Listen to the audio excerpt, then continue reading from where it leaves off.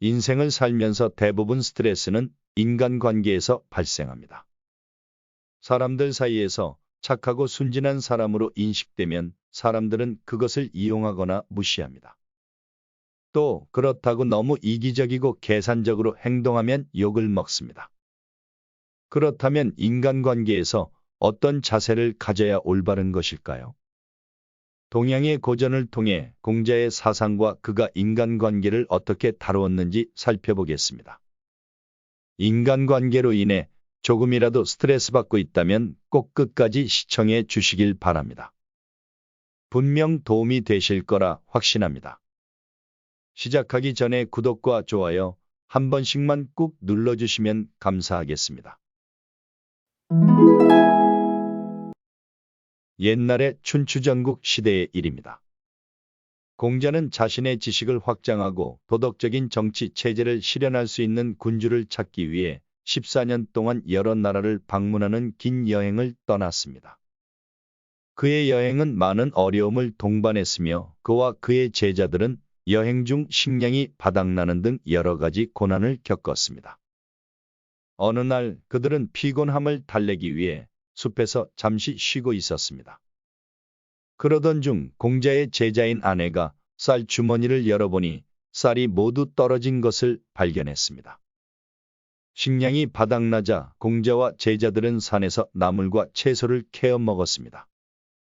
그들은 일주일 동안 산나물로 배를 채우며 여행을 계속했습니다. 그러나 제자들은 점점 힘들어지기 시작했습니다.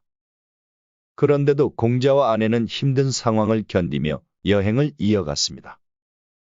마침내 그들은 작고 평화로운 마을에 도착했습니다. 제자들은 공자를 위해 작은 숙소를 구했고 공자는 피곤함을 달래기 위해 잠에 들었습니다. 그러나 아내는 공자가 깨어나면 배고플 것을 알고 마을 사람들에게 쌀을 구하러 다녔습니다. 마을 사람들은 친절하게 쌀을 나눠주었고 아내는 기뻐하며 숙소로 돌아와 밥을 지었습니다. 그런데 공자가 밥 냄새에 깨어나 부엌으로 가보니 아내가 밥을 짓는 도중에 한 움큼을 집어먹고 있는 것을 보았습니다. 아내는 평소에 공자가 먹기 전에는 절대로 밥을 먹지 않았기에 공자는 아내의 행동에 실망했습니다. 그러나 공자는 아내를 직접 꾸짖기보다는 스스로 잘못을 깨닫게 하고 싶었습니다. 그래서 공자는 자신이 꿈에서 아버지가 나타나 제사를 지내라고 말했다며 이 밥으로 제사를 지내려고 한다고 말했습니다. 아내는 이 밥은 제사 음식으로 적합하지 않다며 솥뚜껑을 열었을 때 천정에서 떨어진 흙먼지가 밥에 묻어 있었다고 설명했습니다. 그래서 그는 이 밥을 공자에게 줄 수 없었고 얻어온 쌀이 아까워서 자신이 먹었다고 말했습니다. 공자는 아내의 설명을 듣고 자신이 아내를 의심했던 것을 후회했습니다. 그는 제자들을 모두 불러 모아 이렇게 말했습니다. 과거에 나는 내 눈을 믿었지만 그것이 완전히 신뢰할 수 있는 것이 아니라는 것을 깨닫게 되었다. 또한 나의 머리를 믿었지만 그것 역시 완전히 신뢰할 수 있는 것이 아니라는 것을 깨달았다. 그는 자기 판단력에 대해 과도한 신뢰를 하고 있었고 평소에는 아내를 믿었지만 사소한 오해 하나로 그 신뢰가 흔들렸다고 했다. 그리고 성급하게 오해했던 나 자신이 매우 부끄러웠다. 라고 말했습니다. 그리하여 공자는 인간관계에 대해 이렇게 말했습니다. 첫째, 나 자신이 그 사람의 위치에 서보지 않았다면 경솔하게 말하거나 판단해서는 안 된다. 역지사지라는 말이 있듯이 인간이라면 타인의 입장을 이해하려는 노력이 필요하다. 자신의 입장만을 고집하다 보면 결정적인 순간에 다른 사람들과의 관계가 손상될 수 있다. 나 자신이 그 사람의 위치에 서보지 않았다면 어떻게 그 사람의 입장을 이해할 수 있겠는가? 그래서 역지사지를 실천하는 것이 어려운 일 중 하나이다. 둘째, 자신보다 부족한 사람을 친구로 삼지 말라. 부족한 사람이란 인성이 결여된 사람을 뜻한다. 인성은 인간의 본질, 성격, 인격을 의미한다. 그 사람의 인격은 그가 사용하는 언어를 통해 알 수 있다. 부정적인 언어를 사용하는 사람은 주변을 부정적인 방향으로 이끈다. 그런 언어를 계속 사용하다 보면 행동도 거칠어지는 것은 시간 문제이다. 그런 사람들을 친구로 삼을 필요가 있을지 고민해 봐야 한다. 우리는 가까이 있는 사람에게 영향을 받는다. 어떤 친구를 사귀느냐에 따라 그 사람의 모습을 닮아가게 된다. 그러므로 가능한 언행이 바른 사람과 친구가 되는 것이 좋다. 셋째, 유익한 친구는 세 가지이며 해로운 친구도 세 가지이다.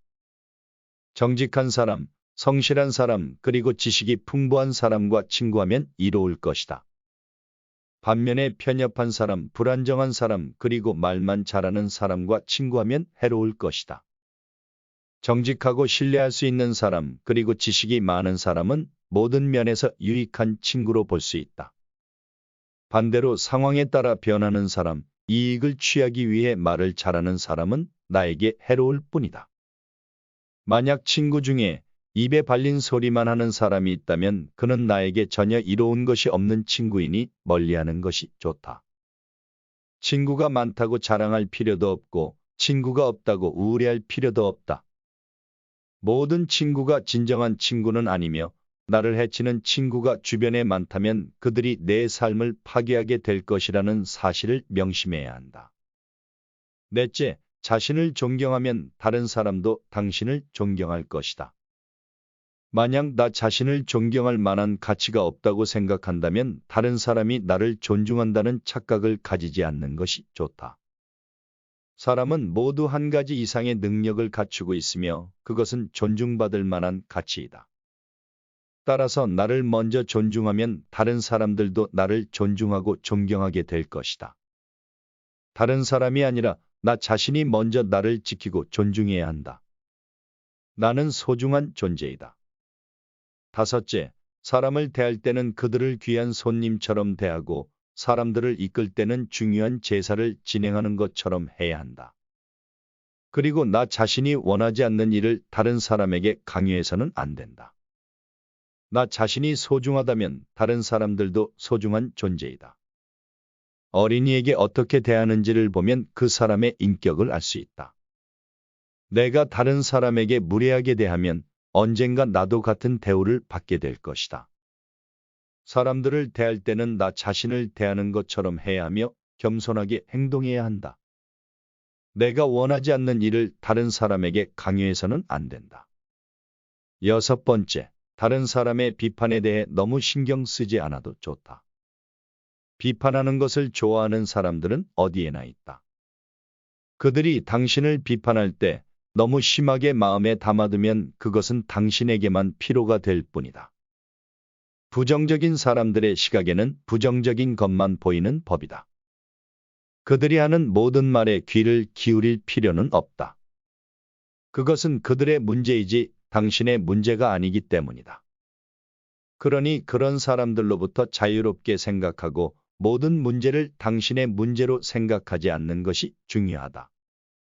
일곱 번째, 잘못을 저지르고도 그것을 고치지 않는 것이 진짜 잘못이다. 잘못을 인정하지 않는 사람을 보면 어떤 생각이 드는가?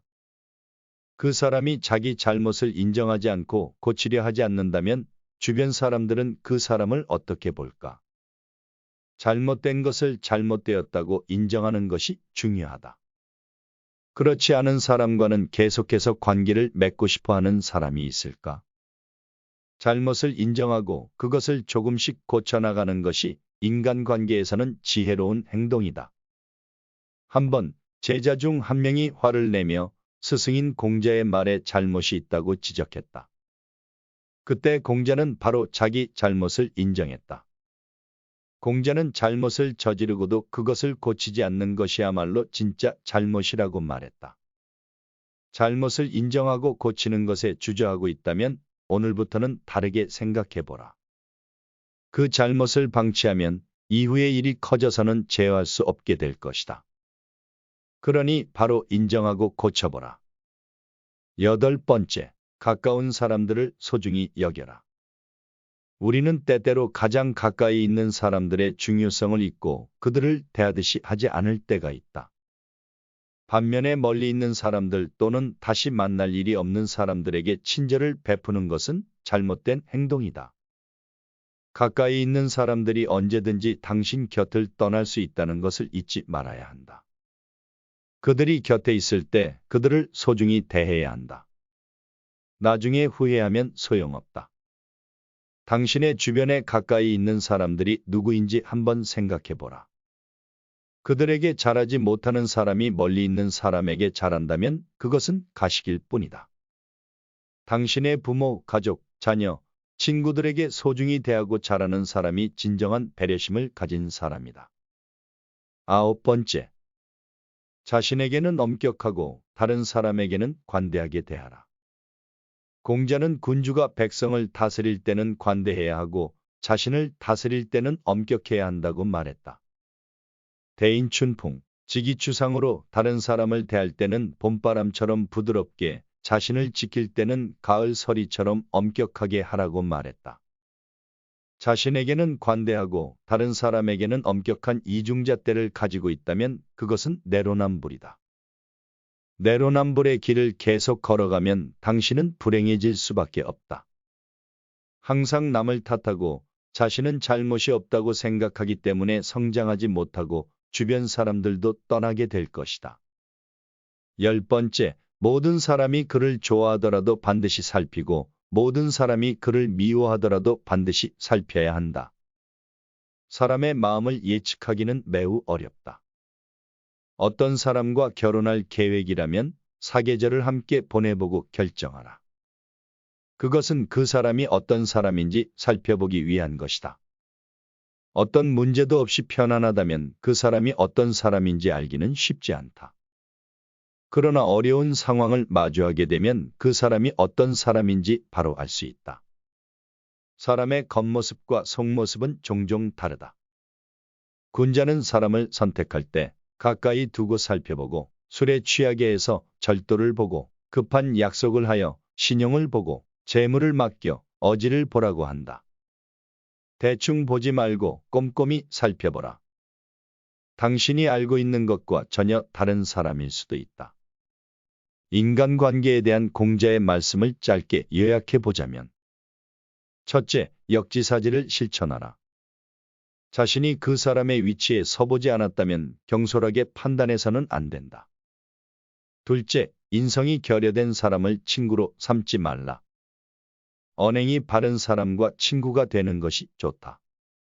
셋째, 유익한 친구는 정직한 사람, 성실한 사람, 지식이 풍부한 사람이며 해로운 친구는 편협한 사람, 불안정한 사람, 말만 잘하는 사람이다. 넷째, 자신을 존경하면 다른 사람도 당신을 존경할 것이다. 다섯째, 사람을 대할 때는 그들을 귀한 손님처럼 대하고 사람들을 이끌 때는 중요한 제사를 진행하는 것처럼 해야 한다. 여섯째, 다른 사람의 비판에 대해 너무 신경 쓰지 않아도 좋다.